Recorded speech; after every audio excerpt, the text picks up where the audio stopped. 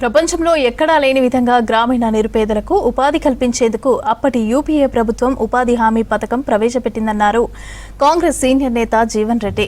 ఉపాధి హామీ పథకాన్ని నీరుగార్చాలని మోదీ ప్రభుత్వం కుట్ర చేస్తోందన్నారు. ఉపాధి హామీ పథకానికి మహాత్మా గాంధీ పేరు తొలగించడంపై జగిత్యాల జిల్లా కేంద్రంలో నిరసన చేపట్టారు. కేంద్ర ప్రభుత్వ విధానాలకు వ్యతిరేకంగా నినాదాలు చేశారు. గ్రామీణ పేదలకు వరంగా మారిన ఉపాధి హామీ పథకం పేరు మార్చడం సరికాదని అన్నారు జీవన్ రెడ్డి.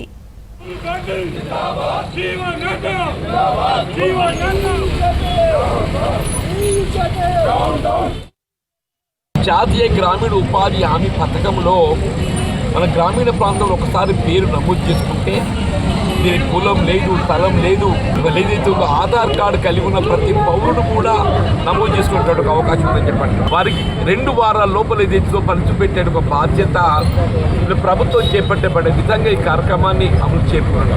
ఇలా మహాత్మా గాంధీ జాతీయ గ్రామీణ ఉపాధి హామీ పథకంగా ఈ కార్యక్రమాన్ని పిలువబడే విధంగా గత దశాబ్ద కాలం ఈ కార్యక్రమం అమలవుతుందని చెప్పండి. కాంగ్రెస్ పార్టీకి పేరు వస్తుందనేటువంటి ఒక భావనతోని ఇందులో మహాత్మా గాంధీ గారి పేరు తొలగించినట్టయితే క్రమేపీ ఈ కార్యక్రమాన్ని నీరుగార్పం చేయాలనేటువంటి ఒక కుట్రపూరితంగా చెప్పండి. ఇలా కార్యక్రమం అమలు చేసి తలపెట్టినాడు ఏదైతుందో ఇలా కనీసం 100 రోజులు పని కల్పింపు చేయాలి.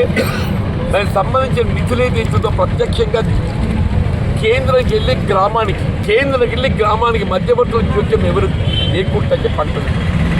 90% కేంద్ర ప్రభుత్వం భరించే విధంగా 10% మాత్రం రాష్ట్ర ప్రభుత్వంపై భారం పడే విధంగా గ్రామీణ ప్రాంతం చేపట్టబడే అవకాశం ఉన్నటువంటి ఏ కార్యక్రమం కానివ్వండి చెప్పంటున్నాను నేను.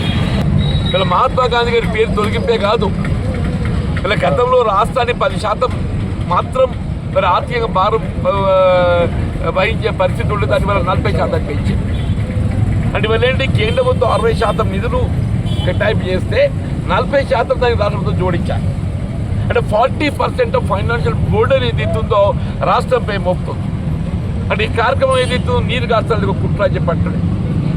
వాస్తవంగా మీరు 100 పని దినాల్లో 120 చేయాలని మీరు భావించినట్టయితే మీ వెల్కమ్ ఇట్. పని దినాలను పెంచండి. మీరు 100 120 చేయదలిచినట్టయితే మీ వెల్కమ్ ఇట్ అని చెప్పంటున్నా. దాంతోపాటు ఈ కార్యక్రమాన్ని వ్యవసాయానికి అనుబంధం చేయండి అని చెప్పంటున్నాం.